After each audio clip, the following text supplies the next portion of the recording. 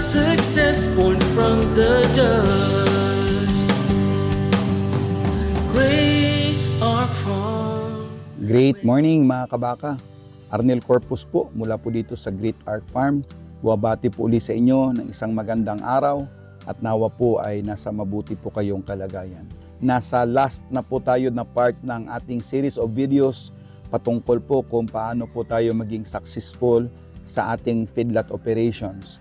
At ngayong umaga po ang gusto po nating i-discuss na sa inyo bilang panghuli ay yung key factors for marketing and sales. Mahalaga po na pagdating po sa dulo, kahit anong ganda po yung ating produkto, kung hindi po natin ito mabenta sa presyo na tayo ay kumita, ay useless din po. Sa atin pong pagnegosyo, ang gusto po natin ay kumita po tayo para magiging sustainable po yung ating hanap buhay. Dito po, kailangan ang ating beef produce ay kailangan ma-meet po natin yung expectation po ng ating mga customer at kikita po tayo. Ano-ano po yung mga key factors for marketing and sales?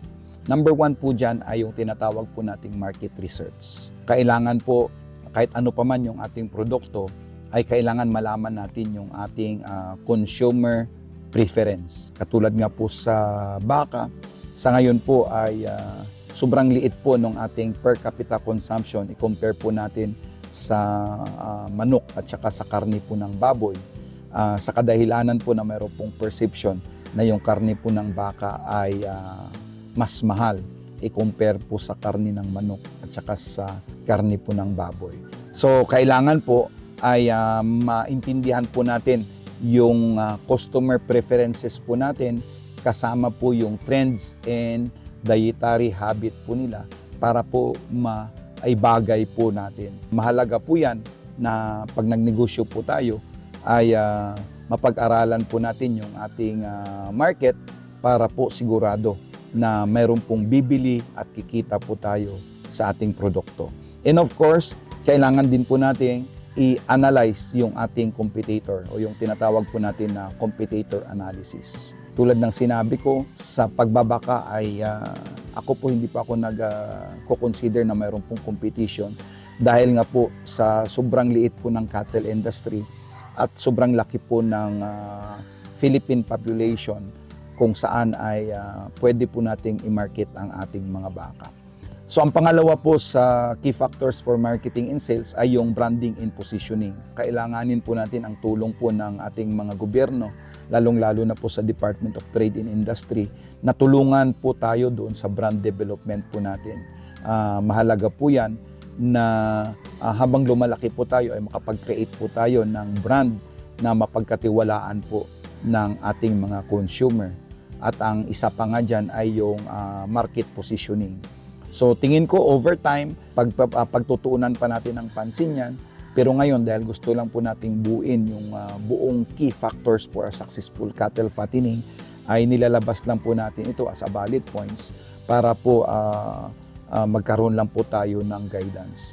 At ang pangatlo po dyan ay yung tinatawag po nating sales strategies. Pwede pong magkaroon po tayo ng direct sales o kaya yung tinatawag po nating business to business sales. So pwede po na tayo na po yung magbenta kaagad-agad para sa ating consumer, which is napakaganda po niyan dahil lahat po yung value chain mula po sa breeding, backgrounding, cattle fattening, slaughtering, at it's either po sa pagbenta po ng karne or sa pagbenta po ng process na karne o kaya nung naluto na karne.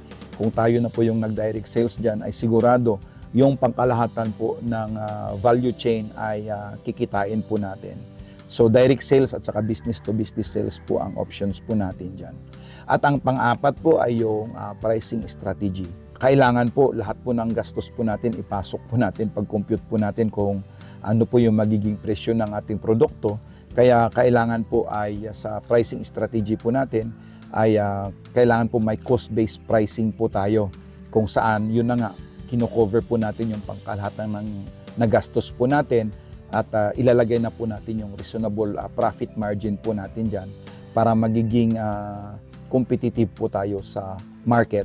And of course, yung tinatawag na dynamic pricing kung saan ay depende po sa demand or depende po yan sa season at saka depende po yan sa competition.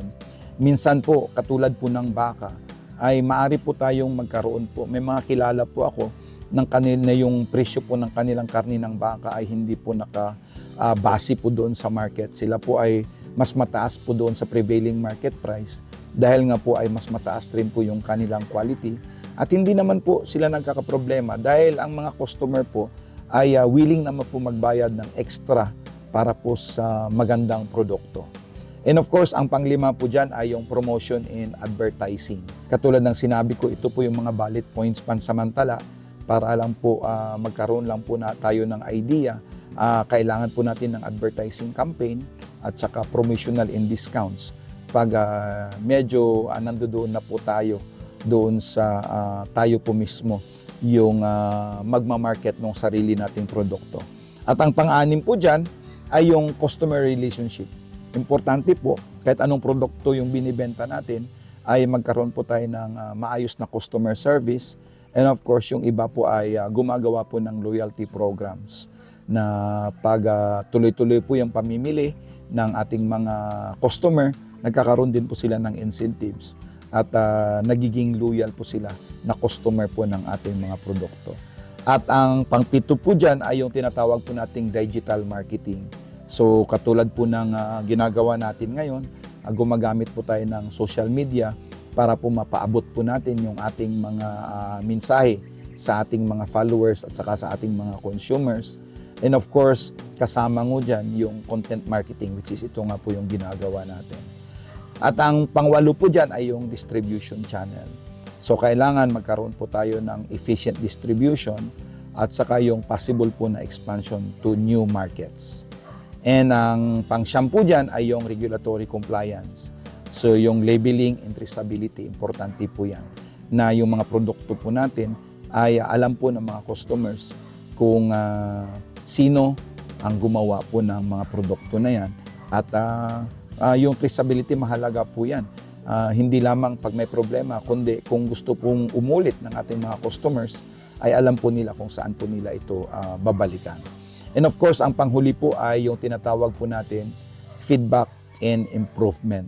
So, kailangan po natin ng customer feedback. Katulad nga po ng patuloy po naming pagbabasa sa inyong mga comments para po at least alam po namin kung paano namin kayo ma-engage at paano po kami makatulong sa inyo. Sa huli, yung pag-focus po natin sa marketing and sales ng ating negosyo ay magiging paraan po yan para po mapaabot po natin ang ating mensahe o ang ating produkto sa ating mga customers at para po makilala rin po nila yung ating brand. Katulad po sa amin, yung Great Arc Farm. Yan po yung paraan namin para mapaabot po namin sa inyo.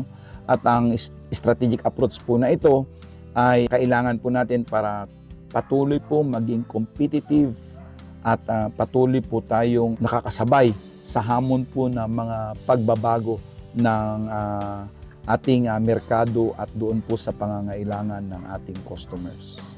So sana po nabuo na po namin yung pangkalahatang video para paano po magtagumpay. Tulad po ng sinabi ko, hindi lamang po sa Magic Mix nakatuon ang totoong success para po maging successful at kumita sa negosyo ng cattle fattening.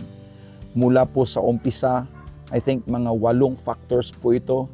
Tingnan nyo po yung unang video po namin kung saan po namin nilagay yung mga key factors na to at gumawa po kami ng individual na video sa bawat factors na yan at lahat po yan ay kailangan para magtagumpay po tayo. Sana po ay makakatulong po kami sa inyong magiging negosyo or kung may mga existing na po kayong negosyo, yung guidance po na to, makikita po ninyo kung ano po yung mga kulang po at i-adapt po ninyo.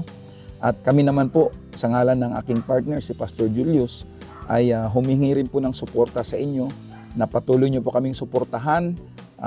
Paki-like, share, and follow po yung page po natin sa Facebook at saka sa YouTube, Great Arc Farm ni Kabakang Arnel. At of course, ito po yung lingkod, dating OFW, isa na pong magsasaka.